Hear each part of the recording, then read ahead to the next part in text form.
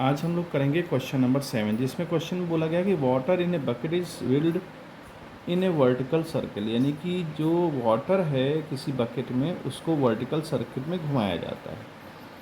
अब मान लीजिए यहाँ पर एक बकेट है, उस बकेट में वाटर है और उसको ऐसे घुमाया जा रहा है सर्कल में। जब वो ऊपर वाले पॉइंट पे आता है, ये बकेट जब ऊपर वाले पॉइंट पे आती है तो क्वेश्चन में कहते हैं the water does not fall down even when bucket is inverted at the top of its path. अपने पाथ में जब ये इन्वर्टेड पोजीशन पे आती है, ये सेंटर हो गया, तब भी बकेट से पानी नहीं गिरता है। तो उसकी क्या कंक्लूजन होगी? देखिए, सबसे पहले तो अगर मान लीजिए नीचे है तो इस पर एक टेंशन फोर्स काम कर रहा होगा जिससे ये बंधा होगा बकेट, और इसका वेट नीचे काम कर रहा होगा पानी का, यानी जो उसके अंदर पानी है उसका वेट नीचे काम कर रहा होगा। तो यहाँ से अगर हम इक्वेशन देखें तो ये टी और एम जी नीचे की तरफ है, एम जी इसको एक सेंट्रीपिटल फोर्स मिल रहा होगा, जिस सेंट्रीपिटल फोर्स की वजह से ये ऊपर जा रहा है। अगर यहाँ सेंट्रीपिटल फोर्स नहीं मिलेगा तो ये ऊपर भी नहीं जाएगा। मान लीजिए यहाँ पहुँचा वाटर, अब वाटर पर क्या है, टेंशन तो फिर भी नीचे की तरफ है। वाटर जो है वो इसके साथ चिपका हुआ है, इसके बॉटम के साथ। तो अब चूँकि इस यहाँ पर भी इसको क्या चाहिए, सेंट्रीपिटल फोर्स चाहिए ताकि ये घूम पाए। एम जी इसका नीचे काम करेगा, तो यहाँ से हम लिख सकते हैं कि टी प्लस एम जी दोनों की डायरेक्शन सेम है और ये दोनों मिलकर के क्या देंगे, सेंट्रीपिटल फोर्स। यही सेंट्रीपिटल फोर्स शूडो फोर्स की तरह भी बिहेव करेगा जो वाटर पर लगेगा।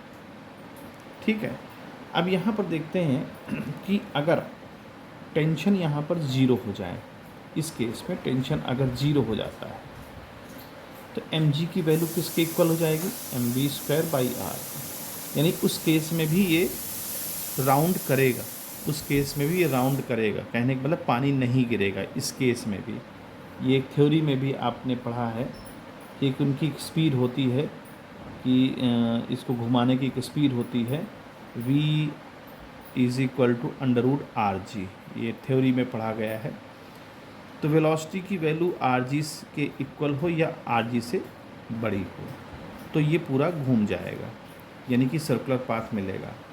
लेकिन अब यहाँ पर पोजीशन ये बोली गई है कि जो इसका वेट है, वेट अगर आपका ज़्यादा हुआ, वेट इस बकेट में जो पानी अगर वेट ज़्यादा हुआ M B square by R से, अगर एम जी की वैल्यू ज़्यादा हुई M B square by R से, तो ये पानी नीचे गिर जाएगा। यानी पानी ना गिरे इसके लिए एम जी की वैल्यू हमेशा एम बी स्क्वायर आर के से कम हो, इक्वल हो सकती है, वो डजेंट मैटर, इक्वल होगी तब भी कोई प्रॉब्लम नहीं होगी, लेकिन एम जी से बड़ी ना हो, सॉरी एम जी बड़ा ना हो M B square by R से।